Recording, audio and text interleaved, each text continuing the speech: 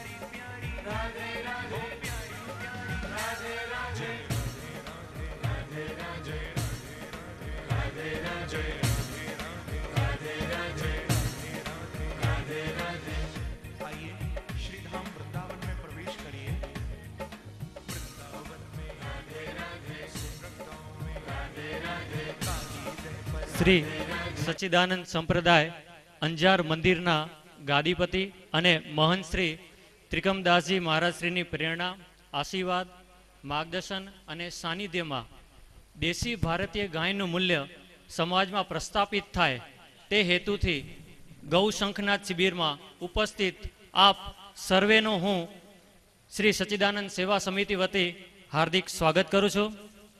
શુભ કાર્યોમાં શંખનાદ કરવામાં આવે છે, કારણ કે તેનાથી એક પ્રકારની સકારાત્મક ઉર્જા ફેલાઈ જાય છે. એક એવી પણ માન્યતા છે કે શંખનાદના કારણે જે ધ્વનિ ઉત્પન્ન થાય છે તે જ્યાં સુધી પહોંચે છે ત્યાં સુધી તમામ જગ્યાએથી બીમારીઓ અને કીટાણુઓ નાશ થાય છે. જ્યારે શંખ ફૂંકાય છે ત્યારે ઓમનો અનંતર નાદ ઉદ્ભવે છે. ભગવાને જ્યારે સૃષ્ટિનું સર્જન કરતા પહેલા ઉચ્ચારેલો પવિત્ર નાદ છે. તે સૃષ્ટિ અને તેની પાછળ રહેલા સત્યોનું પ્રતીક છે. તો આવા શંખનાદ માટે હું આમંત્રિત કરીશ ગ્વાલસખા મંડળના સભ્યોને કે તેઓ શંખનાદ કરે.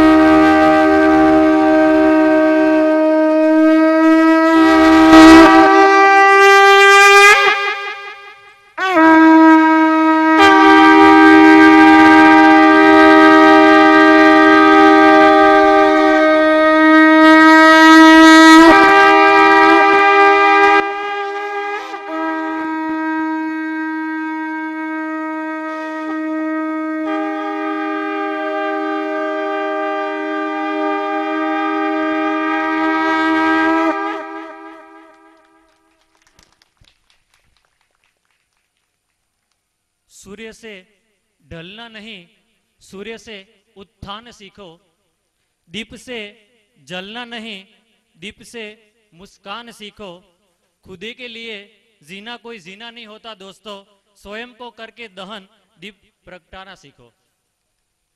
एक दिवस सूरज विचारे छे કે જો હું થાકી જઈશ તો આ મારું કાર્ય કોણ કરશે? આ સમગ્ર વિશ્વને પ્રકાશથી કોણ ભરશે? ત્યારે તે ઘણી બધી મીટ માંડે છે. ત્યારે તેને યોગ્ય જવાબ ન મળતા તે હતાશ થઈ જાય છે. ત્યારે એક દીપનો કોળિયો તેમને પૂછે છે કે તમે શા માટે હતાશ છો? ત્યારે સૂર્યદેવ જવાબ આપતા કહે છે કે મને એ વિચાર આવે છે કે હું જ્યારે થાકી જઈશ ત્યારે મારું કાર્ય કોણ કરશે? આ વિશ્વને પ્રકાશથી કોણ ભરશે?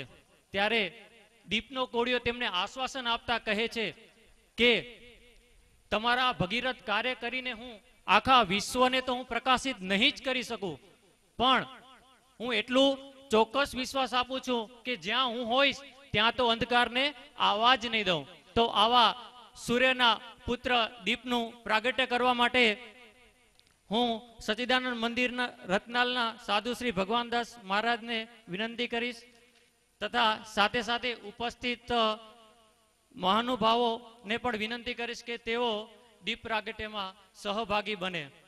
માનનીય શ્રી સચ્ચિદાનંદ સંપ્રદાયના મહંત શ્રી પરમ પૂજ્ય ત્રિકમદાસજી મહારાજ શ્રી, ગૌ સેવા અને ગૌચર વિકાસ બોર્ડના અધ્યક્ષ શ્રી ડોક્ટર વલ્લભભાઈ કથિરિયા સાહેબ શ્રી, ગૌ સેવા આયોગના ઉપાધ્યક્ષ શ્રી ચૈતન્ય શંભુ પ્રસાદ મહારાજ શ્રી, રામ ગૌ વિજ્ઞાન સંવર્ધન સેવા ટ્રસ્ટના અધ્યક્ષ શ્રી સુરેશભાઈ પાઠક સાહેબ, ગૌ સેવા આયોગના સદસ્ય શ્રી ગોપાલભાઈ સુતરિયા સાહેબ, મનોજભાઈ પનારા સાહેબ, બાબુભાઈ ભીમાભાઈ હુંબલ સાહેબ, ત્રિકમભાઈ છાંગા સાહેબ, ગોવિંદભાઈ પાટીદાર સાહેબ, આ તેમજ પધારેલ મહાનુભાવો તથા સંતોને હું વિનંતી કરીશ કે તેઓ દીપ પ્રાગટ્ય વિધિમાં સહભાગી બને.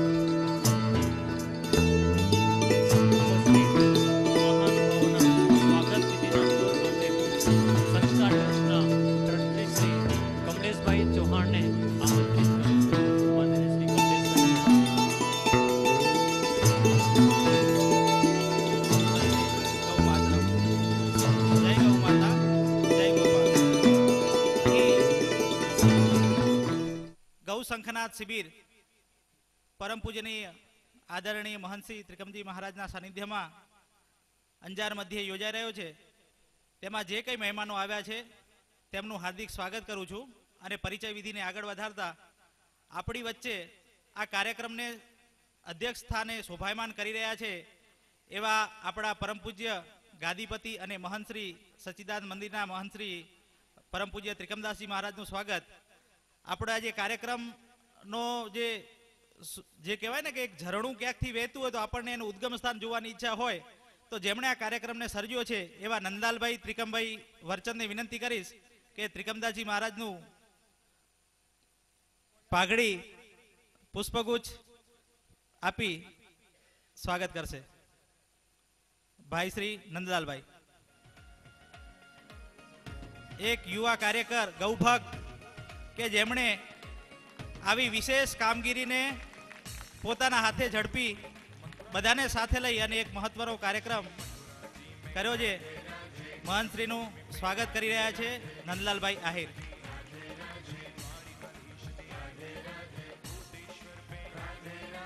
આજના વિશેષ પ્રસંગે આ કાર્યક્રમને શોભાયમાન કરવા અને આપણા સૌનું માર્ગદર્શન કરવા માટે આપણી વચ્ચે માનનીય શ્રી ડૉક્ટર વલ્લભભાઈ કથેરિયા સાહેબ, જેમને આપણે ઘણા બધા નજીકથી જાણીએ છીએ કે જેઓ ગૌ સેવાના કાર્યની અંદર જે કંઈ હમણાં જાગૃતિ જનજાગૃતિ દેખાઈ રહી છે એમની અંદર વલ્લભભાઈનો બહુ જ મહત્વનો ફાળો છે.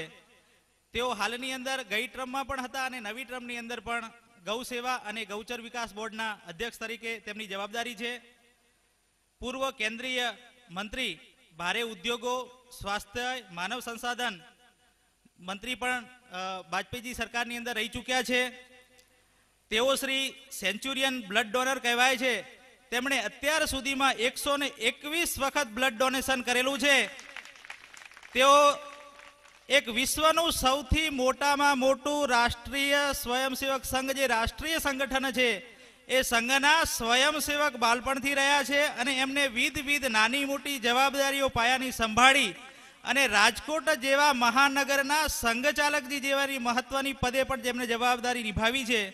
તેઓ સંઘના તૃતીય શિક્ષિત સ્વયંસેવક છે અને તેમને વિવિધ આપણે જોઈ રહ્યા છીએ ગૌ સેવાના કાર્યની અંદર આ રીતે ગામડે ગામડે પોતે પ્રવાસો કરીને આપણી વચ્ચે આવીને બહુ મહેનતપૂર્વક કામગીરી કરી રહ્યા છે. તો તેઓ પણ આપણું માર્ગદર્શન કરવાના છે.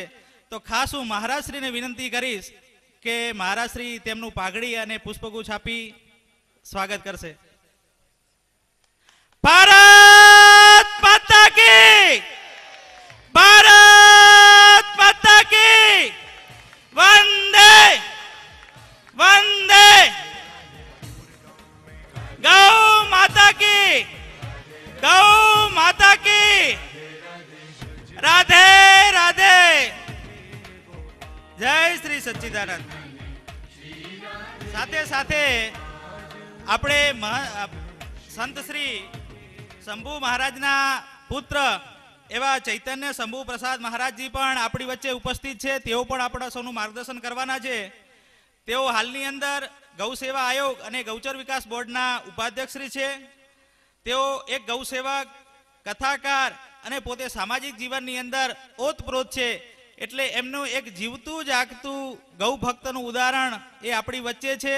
બહુ આનંદની વાત છે, ઉમળકાની વાત છે, હર્ષની વાત છે, લાગણીની વાત છે કે આવા મહાનુભાવો આપણી વચ્ચે ઉપસ્થિત છે. તો તેમનું સ્વાગત કરવા માટે હું રત્નાલ મંદિરના સાધુ ભગવાનદાસજી મહારાજને વિનંતી કરીશ કે તેમનું પાઘડી અને પુષ્પગુચ્છ આપીને સ્વાગત કરશે.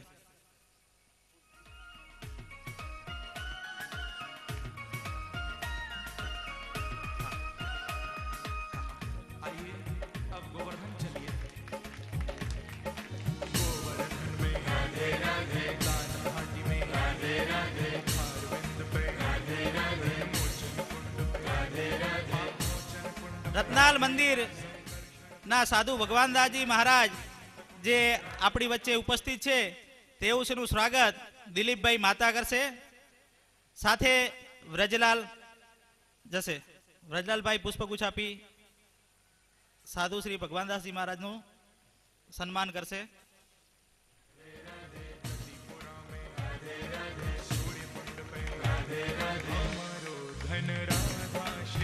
આપણી વચ્ચે માનનીય શ્રી ગોપાલભાઈ સુતરિયા, જે યુવા ગૌભક્ત, જે તરવરિયા યુવાન છે, જે હાલની અંદર ગૌ સેવા આયોગ અને ગૌચર વિકાસ બોર્ડના ડાયરેક્ટર શ્રી તરીકે છે. તેઓ સુરત અને મુંબઈની અંદર મોટા ડાયમંડના બિઝનેસમેન હતા. તેઓ બધું કામ છોડી અને હાલની અંદર અમદાવાદ સ્થિત થઈ બિલ્ડરનું કામ કરી રહ્યા છે. પણ સાથે સાથે એક તન મન ધનથી રાત દિવસ ગૌ સંવર્ધનના કાર્યની અંદર જોડાયેલા છે. એમની એક બંસી ગૌશાળા કરીને પોતાની ગૌશાળા ચલાવે છે. અને આપણે ગુજરાતની શ્રેષ્ઠ પ્રકારની ગીર ગાયનું જો બ્રીડ હોય તો તેમને ત્યાં જોવા મળે છે. કોઈ પણ પ્રકારની ગીર ગાયનું બ્રીડ હોય એમને ત્યાં જોવા મળે છે. તો તેવા યુવા ગૌસેવકનું સ્વાગત અને સન્માન માનની શ્રી ત્રિકમદાસજી મહારાજ કરશે. ગાય માતાની સેવામાં ઓતપ્રોત એવા કચ્છની અંદર તેમનો પહેલો પ્રવાસ છે અને તેઓ પણ આપણા સૌનું માર્ગદર્શન કરવાના છે, આપણી સાથે આજે રહેવાના છે. માનની શ્રી મનોજભાઈ પનારા જે રાષ્ટ્રીય સ્વયંસેવક સંઘના સ્વયંસેવક છે, મોરબીના છે, ગૌસેવક છે, પોતે વસુંધરા ગૌશાળા ચલાવે છે અને તેઓ અત્યારે ચંપલ પણ પહેરતા નથી ગૌ સેવાના કાર્ય માટે. તો તેવા મનોજભાઈ પનારાનું સ્વાગત સાધુ શ્રી ભગવાનદાસજી મહારાજ રત્નાલ મંદિરના સંતશ્રી કરશે.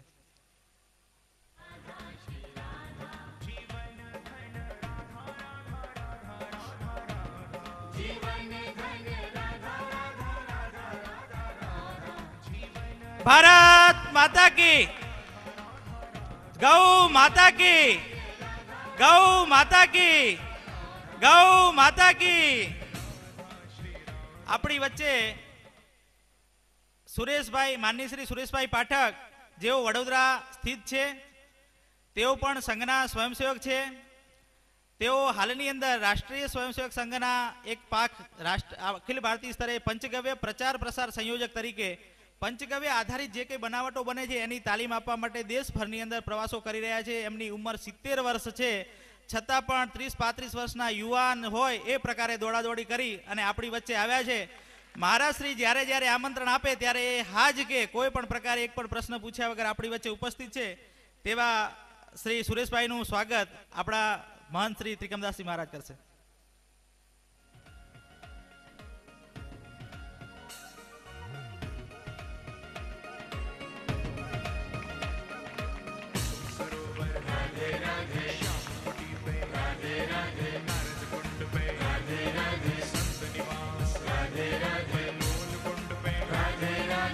માનની શ્રી દીપકભાઈ પટેલ જે આપણી વચ્ચે ઉપસ્થિત છે, તેઓ મૂળ જામનગરના છે, ઘણા વર્ષોથી કચ્છની અંદર સ્થિત છે. દીપકભાઈ પોતે રાજીવ દીક્ષિત સ્વદેશી ઉત્થાન ટ્રસ્ટ વર્ધા જે ભારત લેવલનું જે ટ્રસ્ટ છે એ ટ્રસ્ટના ટ્રસ્ટી છે.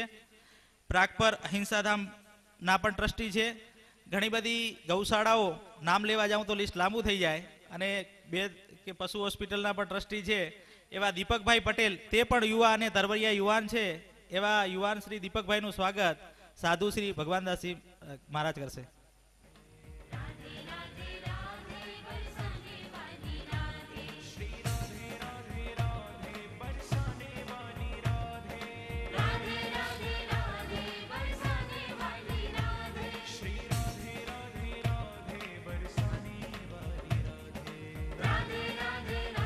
આપણી વચ્ચે રાષ્ટ્રીય સ્વયંસેવક સંઘના મહેશભાઈ ઓઝા, ગુજરાત પ્રાંતના પ્રાંત સહ બૌદ્ધિક પ્રમુખ આપણી વચ્ચે ઉપસ્થિત છે.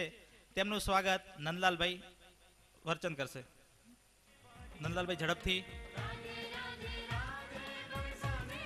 આપણી વચ્ચે સ્વામિનારાયણ સંપ્રદાયના સંતોશ્રી આવ્યા છે, કોઠારી સ્વામી, સ્વામિનારાયણ મંદિર અંજાર, અને તેમની સાથે આવેલા સંતોનું સ્વાગત ત્રિકમદાસજી મહારાજ કરશે.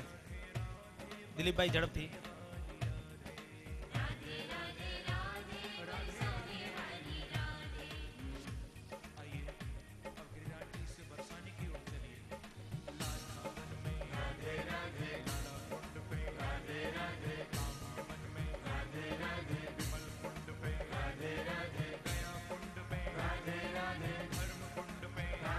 બાકી પણ સંતોનું સ્વાગત પુષ્પગુચ્છ અને પ્રોડક્ટ કીટ આપીને મહારાજશ્રી કરશે. પુષ્પદાનભાઈ ગઢવી સાહેબ પણ આપણી વચ્ચે ઉપસ્થિત છે, જે ગૌરક્ષા સમિતિ જિલ્લાની સમિતિ છે. ગૌરક્ષાના કામ માટે સાહેબનું જીવતું જાગતું ઉદાહરણ છે એ દરેક રાત દિવસ આપણી વચ્ચે હોય છે. તેમનું પણ સ્વાગત ત્રિકમદાસજી મહારાજ કરશે. ત્રિકમદાસજી મહારાજ અને પુષ્પદાનભાઈનો અતિશય ગાઢ સ્નેહ છે. એ ગમે ત્યારે અડધી રાતે પણ એકબીજા માટે મંદિર માટે તૈયાર હોય છે. આપણા માનની શ્રી ત્રિકમભાઈ છાંગા સાહેબ, તેમનું પણ સ્વાગત મહારાજ શ્રી કરશે.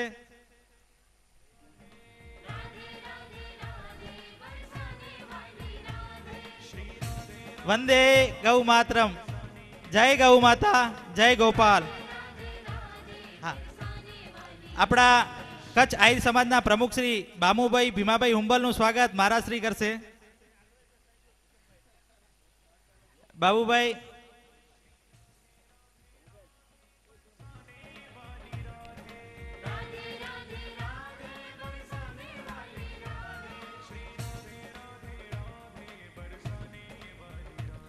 આપણે દરેક કાર્યક્રમની અંદર બહારથી આવેલા મહેમાનોનું આપણે સ્વાગત કરીએ. દરેક મહેમાનોને આપણે હૃદયપૂર્વક આવકારીએ છીએ.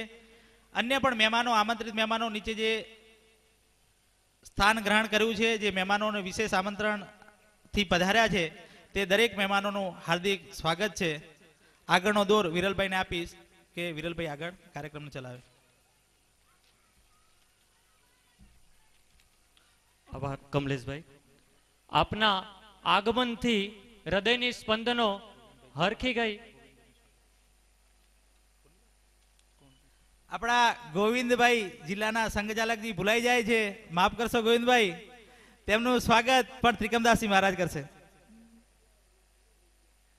ગોવિંદભાઈ આગળ આવી જાઓ, માફ કરશો. ગોવિંદભાઈ પાટીદાર આપણા કચ્છ જિલ્લાના જિલ્લા સંઘચાલકજીની જવાબદારી સંભાળે છે. આપણા રસિક પણ છે અને તેમણે આ કાર્યક્રમની અંદર પણ તન મન ધનથી સતત દોડીને રાત દિવસ ચિંતા કરીને સતત અમને લોકોને ફોન કર્યા છે કે કંઈ પણ કામ પડે તો અમને યાદ કરજો. એવા શ્રી ગોવિંદભાઈ. આપના આગમનથી હૃદયની સ્પંદનો હરખી ગઈ. આપના આગમનથી હૃદયની સ્પંદનો હરખી ગઈ. કરમાયેલા ફૂલોની કડીઓ પણ આપના દીદારથી મહેકી ગઈ. છવાયો આલમ આપના આગમનનો કંઈક એવો કે અહીંની કણે કણ વીણા બનીને રણકી ગઈ. આવી અંતરની લાગણીઓને પોતાના ભાવ દ્વારા સ્વાગત કરવા માટે આમંત્રિત કરું છું સિનોગ્રાની બાલિકાઓને. ટાંક બંસી દીપકભાઈ, ટાંક કૃપા નીતિનભાઈ, ચાવડા હાર્દી દિનેશભાઈ. સ્વાગત ગીતના શબ્દો છે સ્વાગતમ સ્વાગતમ. તો હું સિનોગ્રાની બાલિકાઓને આમંત્રિત કરું છું.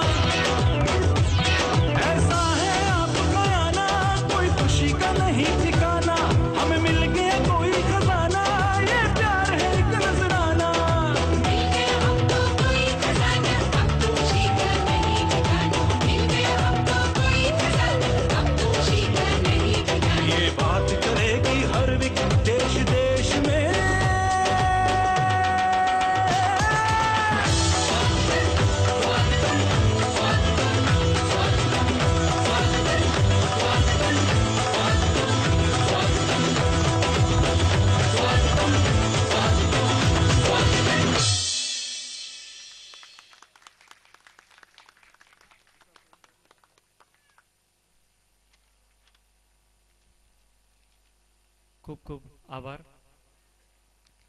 મંદિર દ્વારા સેવાનું કાર્ય થઈ શકે છે તેનું ઉદાહરણ અંજાર સચ્ચિદાનંદ મંદિર દ્વારા આપણને મળે છે. સેવાની અનેક પ્રવૃત્તિઓ આ મંદિર દ્વારા થાય છે. ગુરુ એસા કીજીએ જૈસે પૂનમ કા ચાંદ, પ્રકાશે ભી તપે નહીં મન ઉપજે આનંદ. આ સંદર્ભે મહંત શ્રી ત્રિકમદાસજી મહારાજે અનેક લોક કલ્યાણની પ્રવૃત્તિઓની શરૂઆત કરી. માનવ સેવા એ પ્રભુ સેવા છે. ગાયની સેવા એ માતાની સેવા છે. એ ધ્યેયની સાથે અનેક પરોપકારી કાર્યો કરે છે, જેમાં ભૂખ્યાઓને ભોજન, તરસ્યાઓને પાણી, નિર્વસ્ત્રને વસ્ત્રોનું દાન, બીમાર લોકોને દવા જેવી અનેક લોક સેવાના કાર્યો કરવામાં આવે છે. ગરીબ બાળકોને સ્કૂલમાં પોતે જ જઈને પુસ્તકો અને નોટબુકનું નિઃશુલ્ક વિતરણ કરે છે. આ ઉપરાંત અનેક પ્રકારની પ્રવૃત્તિઓ કરવામાં આવે છે, જેવી કે છાસ કેન્દ્ર, બ્લડ ડોનેશન કેમ્પ, પંખીને ચણ એ એમના નિત્યક્રમમાં ચાલે છે. આવા મહંત શ્રી પરમ પૂજ્ય ત્રિકમદાસજી મહારાજની પ્રેરણાથી યોજિત ગૌશંખના શિબિરમાં ઉપસ્થિત ગૌ સેવા આયોગના સદસ્ય શ્રી ગોપાલભાઈ સુતરિયા સાહેબને હું વિનંતી કરીશ કે તેઓ પ્રેરક ઉદ્બોધન આપે. માનનીય શ્રી ગોપાલભાઈ સુતરિયા સાહેબ.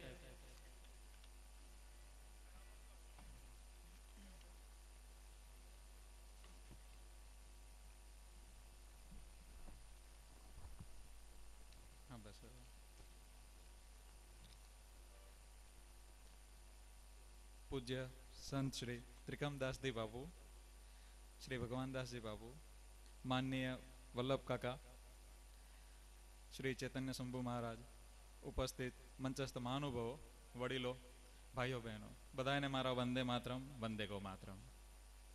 ગાઓ વિશ્વસ્ય માત્ર, આ ઘોષણા આપણા ઋષિ મુનિઓએ બહુ જ ગહન ચિંતન કરીને કરેલી હતી. ગૌ માતા આપણા દેશનું જીવન છે, પ્રાણ છે. હજારો વર્ષથી ગૌ માતાના આધારથી જ આપણી સંસ્કૃતિ વિશ્વની શ્રેષ્ઠ સંસ્કૃતિ કહેવાની હતી. પણ જૂના કંઈક વિદેશી આક્રમણો, અંગ્રેજોની ગુલામી, એની પછી પશ્ચિમી આંધળું અનુકરણને લીધે આપણે જાણતા અજાણતા ગૌ માતાની વૈજ્ઞાનિકતા, ઉપયોગિતા, ધાર્મિકતા, આવશ્યકતાથી દૂર થતા ગયા. એટલે જ આપણી તકલીફો વધતી ગઈ છે. શુક્લ યજુર્વેદમાં કહેવામાં આવ્યું છે કે એવું કયું તત્વ છે જેની કોઈ તુલના જ ન થઈ શકે વિશ્વમાં. એમાં પણ જવાબમાં ફક્ત ગૌ માતા જ કહેવામાં આવી છે. એક કૃષ્ણ ભગવાનનો એક નાનો કિસ્સો, જે જતી ઉંમરમાં એમને પૂછવામાં આવ્યું હતું, આપને જીવનમાં સૌથી વધુ આનંદ ક્યારે આવ્યો હતો, કઈ પળોમાં? ત્યારે પણ એમનો ઉત્તર એ જ હતો કે હું જ્યારે નાનો હતો ત્યારે ગૌ માતાઓને હું ચરાવવા જતો હતો. સાંજે અમે લોકો પાછા આવતા હોઈએ અને ત્યારે જે પવિત્ર ગૌ માતાઓના પૂજ્ય પગ ચરણો કમલમાંથી જે રજ ઉડે છે અને એનાથી જે હું નાહી જતો હતો, એ આનંદ મને આખી જિંદગીમાં ક્યારેય નથી આવ્યો. તો એમના એવા વિચારો અને એમનું સ્ટેટમેન્ટ હોય તો આપણું સ્તર કંઈ નથી, પણ છતાંય હું મારા અનુભવો કંઈક કહેવાની કોશિશ કરું છું. મિત્રો, નાનપણથી મને ઈચ્છા હતી, મનમાં વિશ્વાસ હતો કે મારા પૂર્વજ દુનિયાના શ્રેષ્ઠ હતા, છે અને રહેશે. એમને હંમેશા ગૌ માતાનું બીજ સારું જ પેદા કર્યું હોય તો આપણે શું કામ વિદેશથી આપણે સંકરો ગાયો આપણે કરી રહ્યા છીએ? એમને ખેતી સારી જ કરી હોવી જોઈએ તો આપણે શું કામ યુરિયા નાખીએ છીએ, શું કામ પેસ્ટિસાઇડ નાખીએ છીએ? આ ઘૂંટાતું હતું મનમાં. એટલે જ મુંબઈ છોડ્યું અને ઈચ્છા હતી કે પ્રયોગ ગીર ગૌ માતાઓથી શરૂ કરી. અમારા વિસ્તારની દેશી ગૌ માતા એ હતી, એટલે એનાથી આપણે શરૂઆત કરી. પણ શરૂઆત આપણી એવી રીતે કરવાની હતી કે મૂળ સંસ્કૃતિને ધ્યાનમાં રાખીને આપણી સંસ્કૃતિના બેઝ ઉપર જ ગૌશાળા પ્રસ્થાપિત કરવાની હતી. એટલે સંસ્કૃતિમાં ઊંડાણમાં ગયા તો સંસ્કૃતિમાં કોઈ જગ્યાએ શોષણ ન હતું. એટલે અમારી ઈચ્છા એવી રીતના હતી. એટલે શરૂઆત એવી રીતે કરી કે જે ગૌ માતાઓ આવે એને અમે બાંધવાની બંધ કરી. એના હરેક વાડામાં ખુલ્લી જ ગૌ માતાઓ ફરે 24 કલાક. આજ સુધી અમે ગૌ માતા બહુ બાંધતા નથી ક્યારેય. એની પછી બીજું કામ કર્યું કે આપણે જ્યારે આપણા માતા પિતા સાથે ભોજન કરવા બેસીએ ત્યારે એક રોટલી ખાઈને ઊભા ન થઈએ, એવી રીતે એમને પણ 24 કલાક એમની સામે અમે ચારો રાખવાનું શરૂઆત કરી. એટલે આપણે ત્યાં ગૌ માતાઓ 24 કલાક એમની ઈચ્છા થાય ત્યારે ખાય છે, એમની ઈચ્છા થાય ત્યારે પાણીના હવાડા હરેક વાડામાં પોતાના પોતાના હોય છે, એટલે ઈચ્છા થાય ત્યારે પાણી પીવે છે. ત્રીજું શોષણનું સ્થાન આવે છે બાળકો, જે ગૌ માતાના બચ્ચાઓ છે એનું. મિત્રો, આપણા પૂર્વજો એમાં પણ સ્પષ્ટ કહી ગયા છે. દોહન, દોહન શબ્દ છે, મતલબ એ સંસ્કૃત શબ્દ છે. એનો મતલબ થાય છે કે બે જ આંચળ દોવા. આપણો અધિકાર ફક્ત 2 આંચળના દૂધ ઉપર અડધો જ છે, એટલે અડધું જ દોવું જોઈએ. એ અમે શરૂઆત કરી કે અડધું અમારે દોવાનું અને અડધું એમના બચ્ચા પીશે. પણ જાણતા અજાણતા બહુ લાંબો સમય જતા આપણે નવી પ્રવૃત્તિમાં રસમાં છીએ અત્યારે, પણ કરવું જોઈએ એટલું જ સ્પષ્ટ કીધેલું છે. એની પછી ભૂમિનું શોષણ ન કરવું. જે પણ ગૌમૂત્ર નીકળે છે, જે પણ છાણ નીકળે છે, એનાથી જ ખેતી કરવી. એટલે ત્રીજી અમે ત્યાં ભૂમિ માતાનું શોષણ કરવાનું બંધ કર્યું. અને ચોથું અમારા ગોવાળ મિત્રો જે હોય એમનો પગાર દિવાળી એ નક્કી કરે છે, અમે નક્કી નથી કરતા. એટલે આખી જ સાયકલ એવી રીતે મેન્ટેન કરી કે એની અંદર કોઈ પણ જગ્યાએ પ્રકૃતિનું શોષણ ન થાય. આપણા વડવા કરતા હતા એ કરવાની કોશિશ કરી. રિઝલ્ટ બહુ આશ્ચર્યજનક મળ્યું છે. મિત્રો આજે દુનિયાનો એક ડેટા હું તમને કહું તો આખી દુનિયામાં 3.25 બચ્ચાની એવરેજ છે. બધી જ જગ્યાએ દુનિયામાં 3.25 બચ્ચાની, કોઈ 3 બચ્ચે, કોઈ 4 બચ્ચે, પછી ગાયો કતલખાને જાય છે. જ્યારે ભારતમાં 5 બચ્ચા પછી લોકો ઘરમાંથી કાઢવાની શરૂઆત કરે છે. 8 બચ્ચા પછી બિલકુલ નહીવત ગાય રિઝલ્ટ આપતી હોય છે. આપણે ત્યાં 15 બચ્ચા આપીને અને 16 બચ્ચા આપીને દિવસનું 27 લીટર કાઢતી ગૌ માતાઓ છે, જે ભારતની વિશ્વમાં કશે નથી. તો ફક્ત એના અનુરૂપ વાતાવરણ જ તૈયાર કરવાનું હતું, જેથી કરીને એ એમનું પરફોર્મન્સ બતાવી શકે. એનું શોષણ બંધ થશે. તો હું આપને પણ એ જ વિનંતી કરું છું કે જે પણ પોતે ગૌ માતા રાખતા હોય આવી રીતે થોડીક રાખવાની કોશિશ કરે તો ગૌ માતા એનું હકીકત પ્રોડક્શન ઘણું બધું વધારી દેશે. એની પછી આપણે શરૂ કર્યું દરેક ગૌ માતાને પ્રેમથી બોલાવવાનું. તો એક આનંદની વાત અમારે ત્યાં એ થઈ કે આપણે ત્યાં દોહનનો સમય હોય છે દૂધનો, ત્યારે જે ગૌ માતાનું નામ બોલીએ છીએ એનું ખાવાનું છોડીને દૂધ દેવા પ્રેમથી બહાર આવતી હોય છે. એને કોઈને અમે લાવવા નથી જતા કે તમે દૂધ દેવા આવો. અને નાનું 20 દિવસનું બચ્ચું એનું માતાનું નામ સાંભળીને ઊભું થઈને આવે છે. એટલે આપણે વિચારીએ છીએ ને કે ઘણું ઊંચું તત્વ છે ગૌ માતા, કે ઘણું ઊંડાણપૂર્વક સમજે છે. આપણા પૂર્વજો હરેક વસ્તુમાં ઊંડાણમાં ગયેલા હતા, એમ આપણે પણ ઊંડાણમાં જવાની કોશિશ કરી કે જે પણ ગૌ માતાઓ લઈએ એને ક્યાંય પણ ક્રોસ ન હોવી જોઈએ. લગભગ આપણે ત્યાં 5 થી 7 પેઢીના રેકોર્ડ છે કે એના માતા પિતા કોણ હોય, એના જીનેટિક્સ શું છે, એના માતા પિતા કોણ છે, એના જીનેટિક્સ શું છે. એટલે હું મારે ત્યાંથી કોઈ પણ વાછડો કોઈને આપું તો કોન્ફિડન્સથી કહી શકો કે જાઓ આ વાછડો લઈ જાઓ, તમારા 100 ગૌ માતાનું ધણ સુધારી દેશે, આવતી વખતે દૂધ વધારી દેશે. એનું સૌથી મોટું આપણે કામ હમણાં નવું શરૂઆત કરી રહ્યા છીએ, વલ્લભ કાકાના બધા સાથે જોડાયેલા છે, કે જે ગામડાઓમાં 100 ગૌ માતાઓ હોય છે એમાં એક 20 લીટર ઉપરની ગૌ માતા હોય એનો વાછડો ફ્રી દેવાનો, એનો નિભાવ ખર્ચ પણ ફ્રી દેવાનો, અમારા ક્રાઇટેરિયા હિસાબે એમને સાચવવાનો, જેથી કરીને એમની આવતી નસલ એવી થાય કે લોકો ઘરમાંથી કાઢે નહીં, પાંજરાપોળ ન મોકલે એવી ગૌ માતાઓ કેમ પેદા થાય, એ આપણે કામ કરવાનું છે. અને આજે જ નક્કી કર્યું છે મનથી કે અહીંયા પણ હું કંઈક એમનો લાભ લઈ શકું તો કાંકરેજમાં પણ આ શરૂઆત થઈ શકે કે ગમે એમ કરીને 15 થી 20 લીટર વાળી ગાયો હોય તો એમાં પણ મને મંદિરમાં લાભ મળે. મહારાજજીને વિનવું છું. નેક્સ્ટ આવે છે મેઇન સૌથી મોટો પ્રોબ્લેમ છે આપણે ત્યાં ચારાનો. તો ચારામાં પણ આવી જ રીતના સંશોધન કરવાની અમે કોશિશ કરી.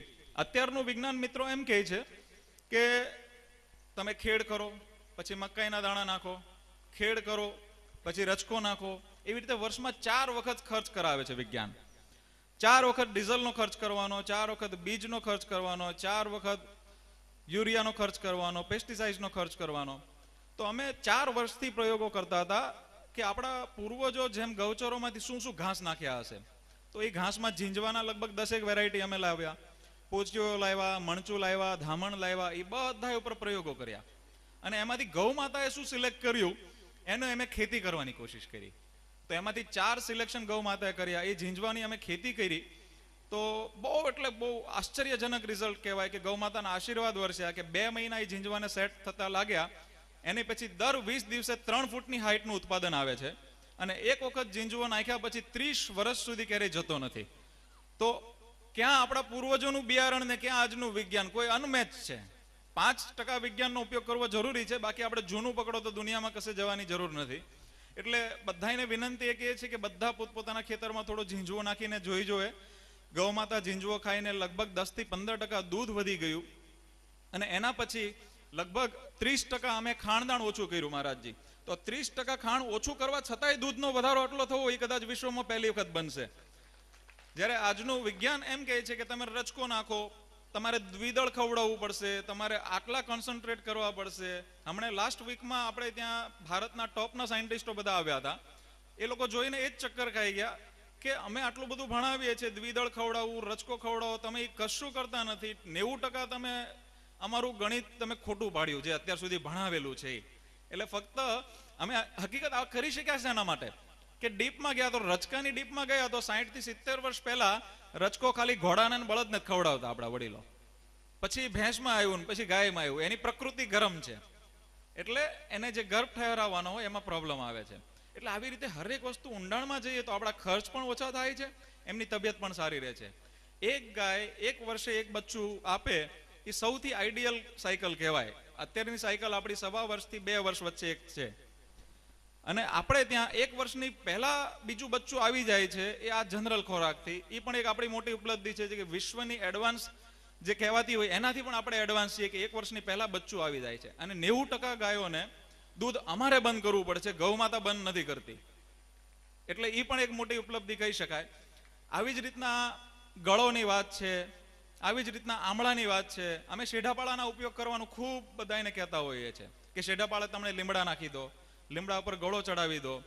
અઠવાડિયે મિત્રો અમે એક વખત લીમડો ખવડાવીએ છીએ ગૌ માતાને. એમની સામે મૂકીએ છીએ તો સારામાં સારી મીઠાઈ છોડીને એ લીમડો પહેલા ખાઈ લે છે. એટલે 5 થી 10 કિલો એક ગૌ માતા લીમડો ખાય છે. એને અમે ડોક્ટરો એમ કહે છે કે દર 3 મહિને ડીવર્મિંગ કરવું પડે એમાંથી કૃમિ કાઢવા માટે. જ્યારે આપણે ત્યાં 7 વર્ષથી ડીવર્મિંગ નથી કર્યું. લીમડો એનું કામ કરે છે અને ગૌ માતા એનું કામ કરે છે. અને એવી જ રીતના ગળોમાં કામ કરી રહ્યા છે. મિત્રો 5000 વર્ષ પહેલા એમ કહેતા હતા કે ગળો તાવ મટાડે છે. 1000 વર્ષ પહેલા એટલું કામ કરતું હતું. અને આજની તારીખમાં અમારા ઘરમાં અમારા બાળકોને તાવ આવ્યો હોય, ગૌ માતાને તાવ આવ્યો હોય, એના બચ્ચાને તાવ આવ્યો હોય, કોઈને પણ અમે ગળો ખવડાવ્યો એટલે તરત સારું થઈ જાય. અમે એને રૂટીન ખોરાકમાં જ ઉતારી દીધો તો છેલ્લા 1 વર્ષથી એકેય ગૌ માતાને તાવ જ નથી આવ્યો. એટલે આ વસ્તુ એવી ઇમ્પોર્ટન્ટ છે કે તમારા શેઢાપાળા થશે, કોઈ ખર્ચ નહીં થશે, ડોક્ટર તમારે ત્યાં લગભગ નહિવત આવશે અને સતત તમને રિઝલ્ટ મળશે ગૌ માતાનું. અને આની અંદર સૌથી ઇમ્પોર્ટન્ટ વાત શું છે તો ઝીંઝવાનું ઉત્પાદનની વાત છે અત્યારે. કે ઝીંઝવાનું ઉત્પાદન અમે એવી રીતે કરી રહ્યા છીએ કે 8 વીઘામાંથી આપ મિત્રો કોઈ પણ ત્યાં ગૌશાળાએ આવીને જોઈ શકો છો કે અમારી 250 ગૌ માતાઓ 24 કલાક ખાધે ખૂટે ને એટલું ઉત્પાદન ઝીંઝવાનું આવે છે. ફક્ત ગૌમૂત્ર છાણથી જે વિશ્વનું સૌથી હાઈએસ્ટ ઉત્પાદન હશે. કે આપણે દેશી રીતે ગૌ માતા પોસાઈ શકે તો આપણે આ જ કામ કરી શકીએ. હવે આ જ વસ્તુ આપણે ગૌચરોમાં કરવાની જરૂર છે. જેમ વલ્લભ કાકાની અત્યારે એક બહુ યોજના બહુ ખૂબ જ સરસ છે કે ગૌચર સુધારણા વિકાસ આખો આપણી શરૂઆત આપે કરેલી પણ આપણી યોજનાનો આમાં લાભ લઈ શકાય કે આપણું ગૌચર હોય. અહીંયાનું મને ખાસ સૌથી જોવા જેવી આનંદની વાત એ લાગી કે અહીંયા એકતા ખૂબ છે. મહારાજજી એક અવાજ કરે તો બધા એક સાથે ઊભા રહી જાય, બધા એક સાથે મળીને કામ કરે છે, એનો ઉત્સાહ અલગ છે. તો કેમ નહીં અહીંયા એક ગૌચર સારું ડેવલપ કર્યું જાય અને એની અંદર ઝીંઝવો નાખીને કોઈ પણ ખર્ચ વગર બધા જ પોતાના ગૌ માતાઓ નિભાવી શકે એવું કામ ખૂબ સારી રીતે થઈ શકે. હવે મિત્રો સ્વાસ્થ્યની 5 મિનિટ 2 મિનિટ લઈ લો કે આજનો છેલ્લો ડેટા એમ કે છે આપણા ભારતમાં 75 થી 78% લોકો બીમાર છે. 8 કરોડ ડાયાબિટીસના પેશન્ટ છે, આટલા કરોડ તો દમના છે, આટલા કરોડ તો કેન્સરના છે. તો 78% લોકો બીમાર હોય એને કઈ રીતે ખાલી વિકાસનો પાયમાનો ગણવો? આઝાદી વખતે 5% હતા, એની પહેલા આનાથી ઓછા હતા. હવે આજની તારીખમાં હું આપને ગોવાળાનો અંદાજે રિપોર્ટ આપું. લગભગ 6000 ગોવાળાનો અભ્યાસ થયો હતો જે લોકો દેશી ગાય રાખે છે, દેશી ગાયના દૂધ પીવે છે, દેશી ગાયનું ઘી ખાય છે. એ ગોવાળોમાં 5500 થી 6000 ગોવાળની અંદર ખાલી 5 ગોવાળ બીમાર નીકળ્યા હતા અને એમાંય 3 જણને વ્યસન હતા. ઉપાય આપણી સામે છે કે એની જ પ્રોડક્ટ વાપરો, એની જ વસ્તુ કરો તો જિંદગીમાં તમારે કોઈની પાસે જવાની જરૂર નથી. સ્વાસ્થ્ય જ આપણી મૂડી છે એ વિશ્વ કહે છે. અને આપણે આ ગૌ માતાને પકડશો તો ક્યારેય જિંદગીમાં કશી જરૂર નહીં પડે કોઈ પણ બાબતમાં. આવી જ રીતના યુરિયાને છોડવા માટે ખૂબ જ સારું કામ થઈ શકે કે મોટો ખર્ચો આપણો યુરિયા અને પેસ્ટિસાઇડ છે. તો અમે ગૌમૂત્ર અને છાણથી જે લાઈવ કે જે કહી શકાય કે સડાવવાની પ્રક્રિયા નહીં કરીને ધોરિયામાં લાઈવ આપણે એને જવા દઈએ ઓગળાઈને, તો એનાથી એટલું સરસ રિઝલ્ટ મળે છે કે યુરિયા કરતાં ફાસ્ટ કામ કરે છે. અને આપણે ત્યાં મોલાદ જ્યાં ઝીંઝવાનું ઉત્પાદન આવ્યું એને લીધે જ આવ્યું છે અને એને લીધે જ ઘણા લોકો આમાં સારું એવું ખેતીનું કામ કરી શકાય એવું છે જે ગામડે તમારી આખી એક સાયકલ નવી સેટ કરી શકાય છે.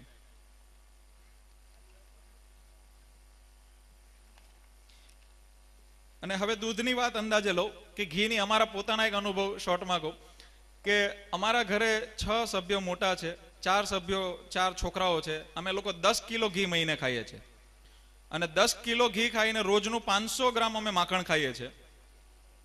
અને રોજનું 10 થી 12 લીટર દૂધ પીએ છીએ અને રોજ એ ઘીની મીઠાઈ ખાવાની. સૌથી વધુ શરીર મારું છે અમારા ઘરમાં, એટલે એટલે કહેવાય છે આ રિઝલ્ટ છે ફક્ત ને ફક્ત ગૌ માતાનું દેશીનું છે. એટલે નહીં તો કોલેસ્ટ્રોલ આવી ગયો હોય, અમે બ્લડ ટેસ્ટ કરાવીએ તો HDL+ આવે છે, જે કામનું ગુડ કોલેસ્ટ્રોલ કહેવાય. ખરાબ કોલેસ્ટ્રોલ ક્યારેય વધુ નથી આવતું. એટલે આપ ખૂબ આનંદથી માણી શકો. તમે અભ્યાસ કરજો તમારા બાળકો ઉપર.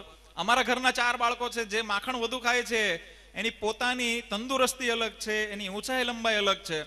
એટલે આપને ખાસ વિનંતી છે કે બાળકોનો સારામાં સારો વિકાસ જો કરવો હોય તો પેટ ભરીને માખણ ખવાડો. કૃષ્ણ કાનોડા પણ એ કહેતા હતા, અને આપણે પણ એ જ રસ્તો પકડો તો તમારે જિંદગી પર આરામ રહેશે. એક મારા મિત્ર છે સંજયભાઈ પટેલ કરીને, 8 વર્ષથી ખાલી દૂધ ઉપર છે.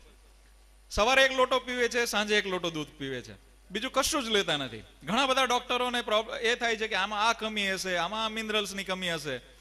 પણ મિત્રો જ્યારે પણ એ ચેક કરે છે ને તો એકદમ તંદુરસ્તીના રિપોર્ટ આવે છે એના લોહીના. આપણા આયુર્વેદમાં કીધેલું છે કે દૂધ એક જ સંપૂર્ણ આહાર છે વિશ્વમાં કોઈ પણ વસ્તુમાં. તો એ પ્રસ્થાપિત થાય છે. એવા ઘણા લોકો છે કે જે ફક્ત દૂધ ઉપર રહે છે. એટલે આની ઉપરથી એનું મહત્વ આપણે ઘણું સમજી શકાય.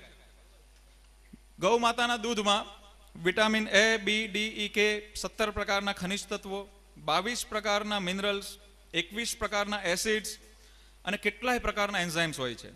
વિટામિન A આંખો માટે સારું હોય છે. સેરિબ્રોસાઇડ બાળકોના વિકાસ માટે ખૂબ કામ કરતું હોય છે. તેવી જ રીતે કેરોટીન, ખેનાઇન એવી ટાઈપના કેટલાય બધા તત્વો છે કે જેને આંકી ન શકાય. તો મિત્રો વિજ્ઞાન પહેલા એમ કહેતું હતું કે એક ટાઈપનું પ્રોટીન છે, પછી સંશોધન થયું કે દૂધમાં 2 ટાઈપની વસ્તુ છે. આજે વિજ્ઞાન કહે છે કે 130 પ્રકારની વસ્તુ છે. તો એ કે ત્યારે જ માનવાનું? આપણા વડવા જે મૂકીને ગયા છે એને સંપૂર્ણ રીતે પાલન કરો તો કોઈ પણ જગ્યાએ ક્યાંય પણ કોઈ પણ જાતનો પ્રશ્ન નહીં આવશે. અને વિશ્વનો અને A12 નો અભિગમ અત્યારે આવી ગયો છે. મહારાજજીને કહેવાય કે શુભકામના છે કે દેશી ગાયો માટે કામ કરી રહ્યા છે. હવે વિદેશી વૈજ્ઞાનિકોએ એમના વિદેશી ગાયના દૂધને ધીમું ઝેર કહી દીધેલું છે. એનું દૂધનું જીન પણ અલગ નીકળેલું છે. ધીમું ઝેર એટલે બધા રોગ કરવા વાળું છે, અને આપણી દેશી ગાયનું બધા જ રોગમાંથી પ્રતિકારક શક્તિ વાળું છે. મિત્રો ગાયનો ઘાસચારો હોય એ ખવડાવો, એનું ટેસ્ટ કરો, એની અંદર સુવર્ણ ક્ષાર નથી નીકળતો. તમે એને પાણી પીવડાવો, એની અંદર સોનાનો પાર્ટ નથી હોતો. એની ખૂંદમાંથી એક નાડી જાય છે જે સૂર્યકેતી નાડી. એ કઈ રીતે સોનાનું ઉત્પાદન કરીને એટલા પ્રમાણમાં સોનું અંદર મૂકે છે કે એના દૂધમાં અને ગૌમૂત્રમાં એટલા પ્રમાણનું હોય છે જેટલા આપણા શરીરમાં જરૂરિયાત હોય છે. તો આવે છે ક્યાંથી? હવે આવી દુનિયામાં એક વસ્તુ બતાવો કે જે સોનું આવી રીતે પેદા કરી શકતું હોય. એટલે ખૂબ ઊંડાણપૂર્વકનું અભ્યાસ કરો. જે પણ જાઓ એની અંદર જાઓ, ખેતી કરો, ગૌમાતા રાખો, બધાની જ અંદર ઊંડાણપૂર્વક જશો તો આપણને ખૂબ જ કામ લાગશે આની અંદર. આવી જ રીતે ઘીના હવનથી 1 ચમચીથી 1 ટન ઓક્સિજન પેદા થાય છે. અમારે ત્યાં જર્મનીના વૈજ્ઞાનિકો આવેલા હતા અને એ લોકોએ આખો અભ્યાસ કીધેલો, આપણને કમ્પ્યુટર ઉપર રૂબરૂ દેખાડ્યું કે તમે હવન કરો છો એની પહેલા તમારી ઓરા શું છે, હવન કર્યા પછી તમારી ઓરા શું છે, હવન પહેલા કેટલા બેક્ટેરિયા હતા, હવન પછીના કેટલા બેક્ટેરિયા, હવન પહેલાનો ઓક્સિજન રેશિયો કેટલો હતો, હવન પછી આટલો બધો ઓક્સિજન વધી ગયો.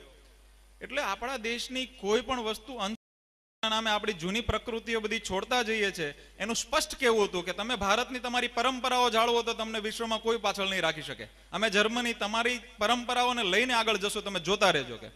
એટલે આપણે બી ડીપમાં જવાની કોશિશ કરવાની છે કે હવન કે કંઈ પણ વસ્તુ કરતા હોય તો હરેક વસ્તુમાં વિજ્ઞાન છે. ગૌમૂત્રમાં મિત્રો નાઇટ્રોજન, સલ્ફર, મેંગેનીઝ, પોટેશિયમ જેવા લગભગ 24 પ્રકારના ખનિજ તત્વો છે, જેના કોઈ પણ આડઅસર વગર લગભગ 108 રોગ ઉપર કામ કરે છે. વિટામિન B12 જેવી પણ કમીઓ દૂર કરે છે. આપણા ભરતસિંહ પરમારજી, જે મારા ખ્યાલથી કઈ બાજુના છે, ભરૂચના, તો એમને B12 ની કમી કીધેલી હતી. એમની નજર સામેનો દાખલો કે 4 મહિના એમને ગૌમૂત્રનો અર્ક લીધો અને B12 ની કમી પૂરી થઈ ગઈ. જ્યારે ડોક્ટરો એની પાસે કેટલાય ખર્ચા કરાવશે અને છતાંય તમારું સોલ્યુશન તો મળશે જ નહીં. એટલે રોજ આપણે અહીંથી જે ગૌની પ્રોડક્ટ બને, ગૌમૂત્ર અર્ક બને કે કંઈ પણ બને, તો બધા જ લોકો વાપરતા જજો તો ઘરમાં ક્યારેય ડોક્ટર નહીં આવશે. ગાયના છાણમાં મિત્રો 16 પ્રકારના ખનિજ તત્વો હોય છે. છાણા સળગાવવાથી મેન્થોલ, ફિનોલ, એમોનિયા, ફોર્મોલિનનું સર્જન થાય છે. આ બધા જ રસાયણો જીવાણુનાશક એની ક્ષમતા છે પ્રચલિત છે. એક ગોબરનો નાનો દાખલો આપું કે જે આપણે અત્યારના 90% લોકો સિઝેરિયન કરાવરાવે છે જે હોસ્પિટલોમાં સૌથી મોટો પ્રશ્ન છે અત્યારે શહેરોમાં.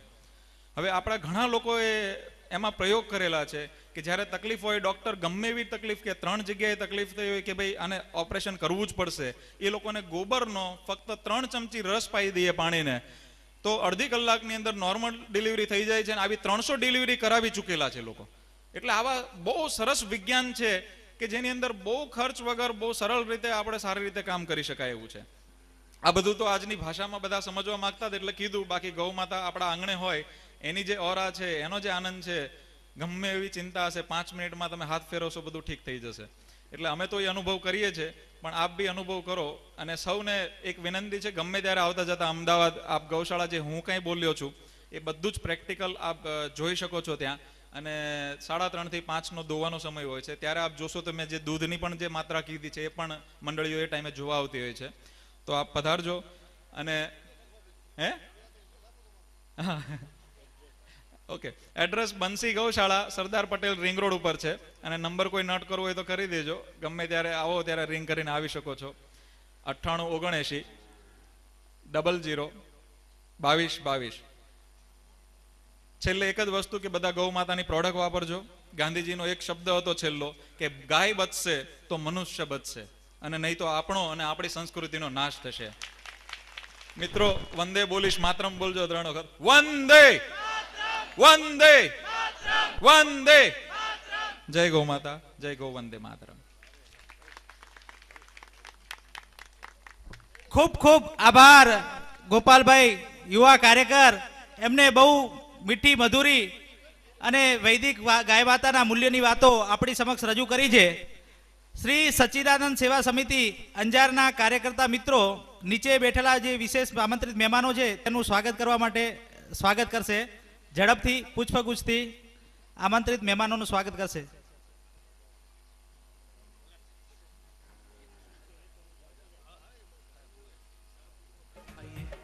किशोरी जी के बरसाने में प्रवेश करें. बरसाने में राधे राधे, ब्रह्म पर्वत पे राधे राधे, विष्णु पर्वत पे राधे राधे, ललिता मंदिर राधे राधे. भारत माता की, भारत माता की. ત્રિકમદાસજી મહારાજ બોલે ભારત માતા, વલ્લભભાઈ બોલે ભારત માતા, મહેશભાઈ બોલે માતા રે માતા, ભારત માતા.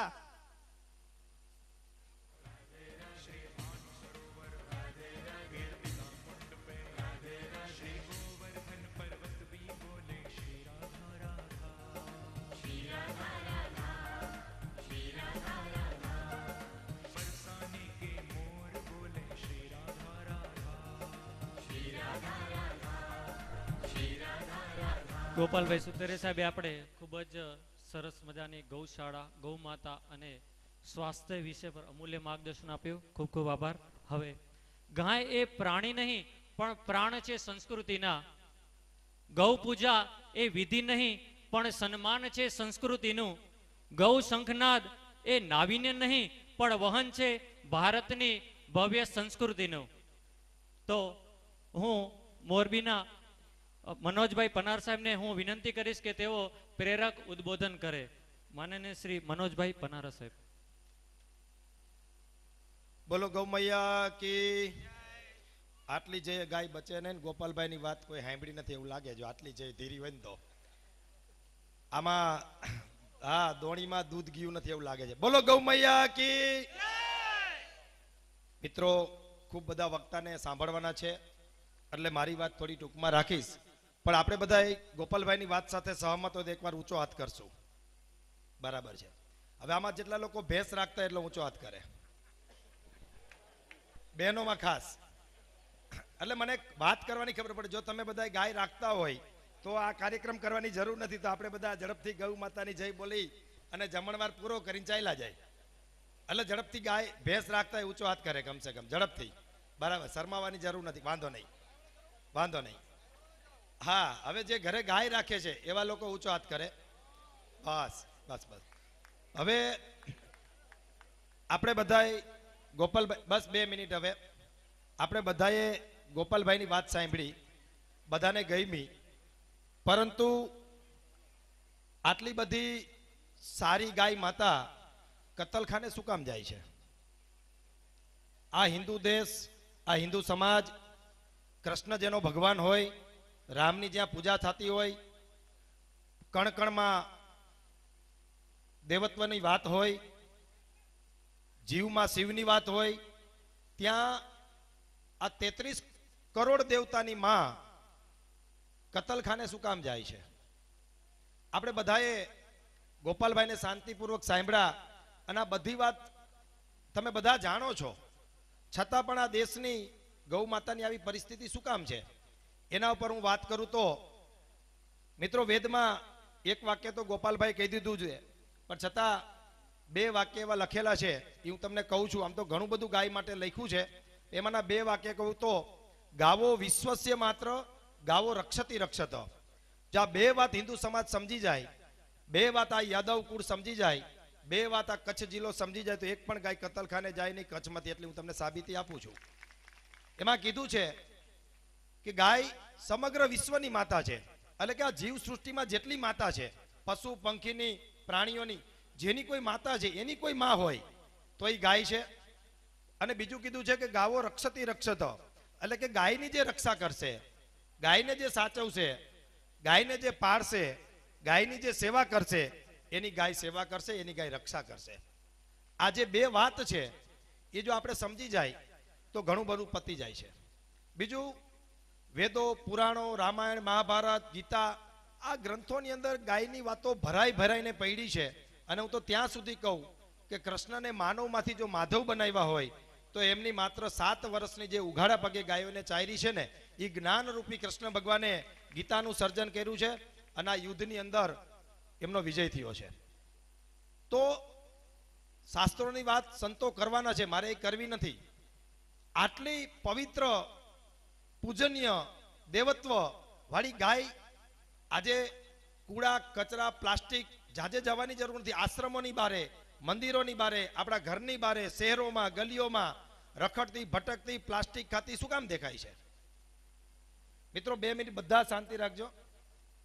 એના જો કોઈ મૂળમાં હોય તો આપણે સાચી ગૌ સેવા સમજ્યા નથી, આપણે ગૌ રક્ષા સાચી સમજ્યા નથી. આ દિલીપ રાજાના એક ઉદાહરણ દ્વારા તમને વાત કહું તો આપણે બધાએ ભાગવત કથા સાંભળી છે. એની અંદર દિલીપ રાજાનો અને ગાયનો જે પ્રસંગ છે એ તમે બધા જાણો છો, છતાં થોડીક સમયમાં રિપીટ કરી દઉં તો દિલીપ રાજાને ત્યાં સંતાન પ્રાપ્તિ નહોતી. એમને કીધું કે મારે ત્યાં સંતાન પ્રાપ્તિ નથી ગુરુજી, એનું કારણ શું છે? તો કે જ્યારે તમે ત્રિલોકને જીતીને આવતા હતા ત્યારે તમે રસ્તામાં એક ગાય ચરતી હતી, એને પ્રદક્ષિણા ન કરી, એને પૂજન ન કર્યું, એને નમન ન કર્યું, એના કારણે તમને ગાયે શ્રાપ આપ્યો છે. તો આપણે બધા મોટરસાયકલ, ટ્રેક્ટર, ગાડી લઈને આવી છીએ, કેટલી ગાયોને ઠેબા ચડાવી છે? ઘરે ગાય આડાવડી ઊભી તો કેટલી ગાયને નોંધણા મારી છે, કેટલી ગાયને ઢીકા મારી છે, કેટલી ગાયને લાકડી મારી છે? તો કેટલા પાપ થતા હશે? જો એક ગાયને નમન નહીં કરવાથી જો ગૌ માતા શ્રાપ આપતી હોય તો આપણે બધા કેટલા શ્રાપના ભાગીદાર છીએ? એની ચિંતા કરજો, એનું ચિંતન કરજો, એનું મનન કરજો. પછી તો કે હવે સંતાન મારે જોતું હોય તો આ બધું સંભાળશે કોણ? તેને કીધું કે તમે મારે ત્યાં સુરભી નામની ગાય છે, એની દીકરી નંદની, એની તમે સેવા ને પૂજા કરો તો તમારે ત્યાં સંતાન પ્રાપ્તિ થાય. તો દિલીપ રાજા તો રાજા હતા, એ તો મહેલમાં ગાયને રાખી શકતા હતા, પણ નહીં, જંગલમાં લઈને ગાયની સેવા પૂજા કરવાની વાત હતી. અને રાજા અને રાણી જંગલમાં લઈ જાય છે, ગાયની સેવા કરે છે. કેવી સેવા કરે? ગાય બેસે તો રાજા બેસે, ગાય ઉભા રહીએ તો રાજા ઉભા રહીએ, ગાય ચરે તો રાજા જમે, ગાય પાણી પીએ તો જ રાજા પાણી પીએ, ગાય તડકે ઊભી તો રાજા તડકે ઉભા રહીએ, ગાય પહાડ ઉપર ઊભી તો રાજા પહાડ ઉભા રહીએ, ગાય છાંયે હોય તો રાજા છાંયે રહીએ. આવી અનંત કોટીની ગાયની સેવા રાજા કરતા હતા. આ હિન્દુ સમાજમાં આજે પણ સેવાની કમી નથી. જો અહીંથી ઘોષણા કરવામાં આવે કે એક ગૌશાળાની અંદર ફંડ જોઈએ છે તો બધા પોતાની યોગ્યતા પ્રમાણે ફાળો આપે, સેવાની કમી નથી. પણ જો તૂટ્યું હોય તો એ સેવનની આપણી ઘટ પડી, આપણે ઓછું કર્યું, એના પ્રતાપે મને લાગે છે કે આ ગાયની દુર્દશા થઈ છે. સેવન એટલે એનો યુઝ કરવો, વાપરવું. પંચગવ્યનો ઉપયોગ ઘટ્યો, ગાયના બળદનો ઉપયોગ ઘટ્યો, ગાયના ગોબરનો ઉપયોગ ઘટ્યો, ગાયના ગૌમૂત્રનો ઉપયોગ ઘટ્યો. આ બધી જ વસ્તુની ઉપયોગિતા ઘટી એટલે ગાયની આ દુર્દશા થઈ છે. તો દિલીપ રાજાની પત્નીએ ગાયની સેવા સાથે ગાયના પંચગવ્યનું સેવન કર્યું. જંગલમાં ચરતી ગાયના દૂધમાં, માખણમાં, ઘીમાં ખૂબ સારા તત્વો, ખૂબ સારી ઔષધિઓનું ગાયે જ્યારે એની અંદર એના પેટમાં ગયું ને એનું જે દૂધ ઘી આવ્યું એનાથી એક ઉત્તમ પ્રકારનું બાળક જન્મ્યું અને એનું નામ છે રઘુ. દિલીપ રાજાનો વંશ સૂર્યવંશ હતો અને રઘુ રાજાના જન્મ પછી એટલો મહાપ્રતાપી રાજા જન્મે છે કે એના કુળનું નામ બદલી નાખે છે. અને કેવું નામ આપે છે? રઘુકુળ. અને આજે ચોપાઈ ગઈ કે રઘુકુલ રીતિ સદા ચલી આવી, પ્રાણ જાય પણ બચન ન જાય. તો તમે કલ્પના કરો કે ગાયમાં કેવા સંતાન આપવાની શક્તિ છે. કૃષ્ણ ભગવાન એનું જીવતું જાગતું ઉદાહરણ છે કે ગોવાળિયાની ઘરે જન્મેલો આખી ગીતાની રચના કરી નાખે. ચોરી છુપીથી ગોવાળોને માખણ ખવડાવે, પોતે ખાય. આપણે બધી કથા જાણીએ છીએ, પણ છોકરાને બહેનું માખણ ખવડાવવાનું અને કોથરિયુની દૂધ ને સાઈસ પાય અને પછી કે મારો લાલો. એને લાલો ન કહેવાય, એને કાનો ન કહેવાય. ખરેખર સમજવાની વાત છે. જો ઉત્તમ બાળક તમારે જોતું હોય તો ઘરે ગાય રાખો. અને ગાયની દુર્દશા આ સમાજે ગાયના સેવનને તરછોડી દીધું છે એટલા માટે થઈ છે. ગોપાલભાઈએ દૂધની વાત કરી, પણ ગોપાલભાઈ તમે ગાયના દૂધની જ વાત કરી, ભેંના દૂધની વાત ન કરી. ભેંના દૂધમાં શું છે એ તો કેવું પડશે ને. તો ભેંના દૂધની અંદર તમે સાંભળી લ્યો, તમે જ્યારે અંજારમાં કે ભુજમાં જ્યારે આમ જાઓ છો ખરીદીમાં બજારમાં, એટલે સેલ મારેલા હોય, સેલના બોર્ડ કે ભાઈ એક શર્ટ સામે એક શર્ટ ફ્રી, એક પેન્ટ સામે એક શર્ટ ફ્રી. આવા બધા જે સેલ છે ને એમાં ગાયના દૂધ, ભેંસના દૂધ તમે વાટકીમાં, થાળીમાં, તાસરીમાં લ્યો ને ત્યારે તમને 5 વસ્તુ ફ્રી મળે છે. પહેલામાં પહેલી આળસ મળે. જે માણસ ભેંસનું દૂધ પીએ એના જેટલો આરુડા દુનિયામાં કોઈ માણા ન હોય. એનું તમને ઉદાહરણ દઉં કે 100 ભેંસો ઊભી હોય અને એનું પાડુડું છોડી મૂકજો અને 100-200 ગાયું ઊભી હોય એનું વાછડું છોડજો અને પછી એનું વાછડું કેટલી મિનિટમાં એની માને ગોતી લે છે અને પાડું કેટલી મિનિટમાં એની માને ગોતી લે છે એની ખાલી કલ્પના કરજો. પછી વાછડું ધાવી લે અને પાડુડું ધાવી લે. વાછડું ધાવ્યા પછી શું કરે છે અને પાડું ધાવ્યા પછી શું કરે છે એની ખાલી તમે નિરીક્ષણ કરજો. અને તમને ન ખબર તો કહી દઉં, પાડું ડફ કરતું પડી જાય છે, ભૂંડડા અને રોજડા હેરાન કરે ખેતરમાં, પોતે ખાટલામાં હુતા હોય. આ પાડુડાના પ્રતાપ છે. નહીતર રોજડું આવે શું આપણા ખેતરમાં? ગાયના દૂધ પીએના ખેતરમાં રોજડા ભૂંડા ન આવે. પણ ફેરવીને હુઈ જાય ખાટલે, ઘડીક વાર પસી જઈશું, નિંદર ચડી જાય. આ ભેંના પ્રતાપ છે. એટલે કે એનું મતલબ આ જીવતું જાગતું ઉદાહરણ છે. તો આળસ આવે, પછી બધાને જેટલા ભેંસનું દૂધ ખાય છે અને હાંધાના દુખાવા આવે. અમારે ત્યાં વાંકાનેરના માલધારીઓ અત્યારે મોરબી પંથકમાં ગાયો ચારવા આવ્યા છે. ગઈઢા ગઈઢા વડીલો અને ગઈઢી માતાજીઓ ભેગી છે ડોસીમાં, બરાબર. એ બાપા 5-5, 7-7 કિલોમીટર સુધી ગાયું ચારવા જાય છે. કોઈના પગ દુખતા નથી. એ માળી 70-80 વર્ષની ઉંમરે સોયના નાકામાં દોરા પોરવે છે. એનો અર્થ એમ છે કે ગાયના પ્રતાપ છે. અને અહીંયા 15 વર્ષના છોકરાઓ બીમાર પડે છે, 35 વર્ષના યુવાને તકલીફો થાય છે, હાર્ટ એટેકના પેશન્ટ બની છે, ડાયાબિટીસ થાય છે, બીપી લો થાય છે. આ બધાના જો કારણમાં હોય તો ભેંસનું દૂધ છે. એના પછી ડાયાબિટીસ, બ્લડ પ્રેશર અને છેલ્લે કેન્સર જો ક્યાંયથી આવ્યું હોય તો આ ભેંસના દૂધમાં આવ્યું છે. મારે તમને પૂછવું છે, કાંઈ ગામડાના માણસો બેઠા છો, તમારા ગામમાં 30 વર્ષ 40 વર્ષ પહેલા ભેંસું કેટલી હતી ઘરે ઘરે અને ગાયું કેટલી હતી? તમે કલ્પના કરો આજે શું પરિસ્થિતિ છે. જેના ગામડામાં ગૌશાળાઓ છે એને મારે પૂછવું છે. આપણે ગૌશાળા કરી એટલે એને એક કામ કોલર ઊંચા, અમારા ગામમાં કે 300 ગાયની ગૌશાળા છે. કોલર ઊંચા કરવાનો ધંધો નથી, કોલર નીચા કરવાનો, માથું નીચું રાખવાનો ધંધો છે. ગૌશાળા ગામમાં છે એ સારી બાબત, ભલે અત્યારે વૈકલ્પિક વ્યવસ્થા સારી છે, પણ એ કોઈ મોટી વાત નથી. એમાં તમે કઈ બાણ નથી મારી દીધું. જે ગામમાં 30 વર્ષ પહેલા 300 ગાયનું ધણ પાદરમાં છૂટતું હતું, એ બધાય લોકોએ ગાયોને કાઢીને ગૌશાળામાં મૂકી દીધી અને ભેહોને ઘરે બાંધી લીધી. આ એનું પરિણામ છે.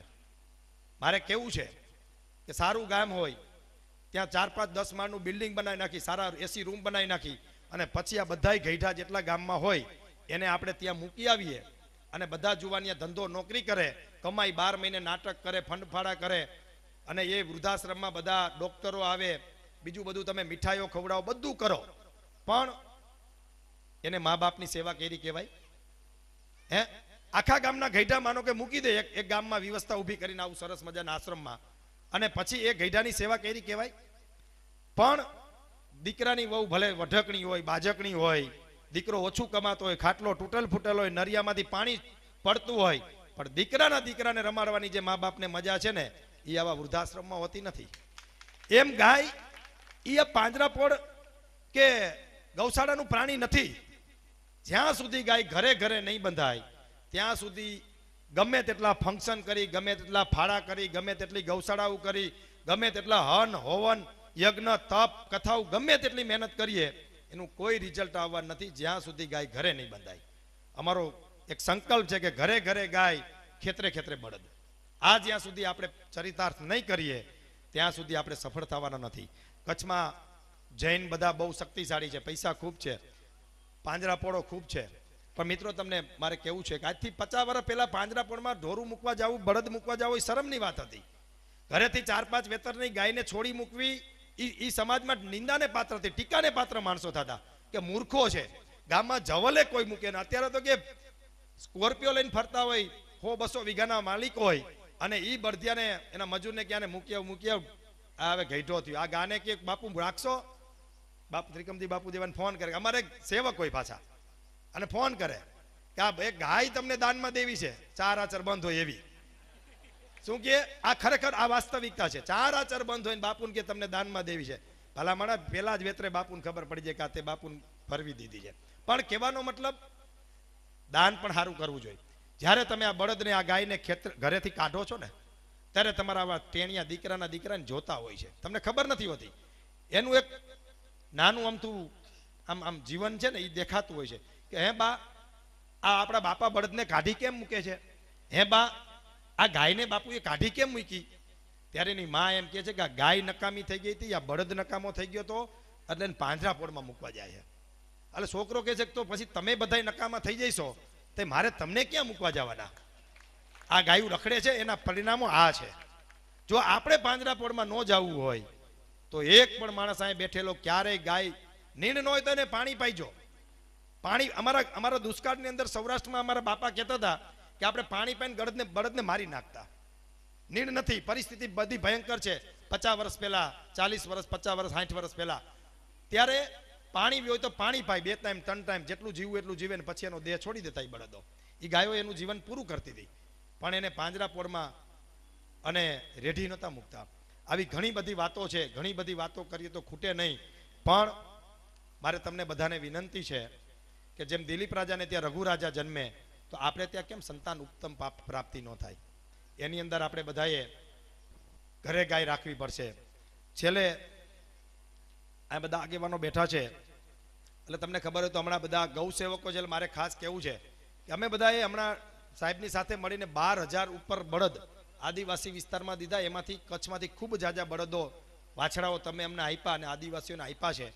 આ યોજનામાં તમે બધા રસ્તામાં ગાયો રોકતા હતા ટ્રકો અમારી, અને જ્યારે મનોજભાઈ પનારાનું નામ કે સાહેબનું નામ આવતું ત્યારે તમે ફોન કરીને પૂછતા હતા. એ અમારી જે ટીમ હતી મિત્રો, ત્યાં ખૂબ તમે આપેલા વાછડાઓ સારી રીતે સચવાય છે. આદિવાસીઓને જે ભ્રાંતિ હતી કે અમારું કોઈ નથી એ એમની ભ્રાંતિ તૂટી ગઈ છે. એ પણ આજે ખુશ છે. એમની જમીનો જે ખેડા વગરની પડી રહેતી હતી એ આ કચ્છના કાંકરેજના બળદોથી જમીન સારી ખેડાય છે, એ હાંચવે છે. એની તમે ચિંતા ન કરતા. હવે આપણે આગળના વક્તાઓને સાંભળવાના છે. મારું વક્તવ્ય અહીં પૂરું કરી વંદે ગૌ માતરમ, ભારત માતા કી જય, અસ્તુ.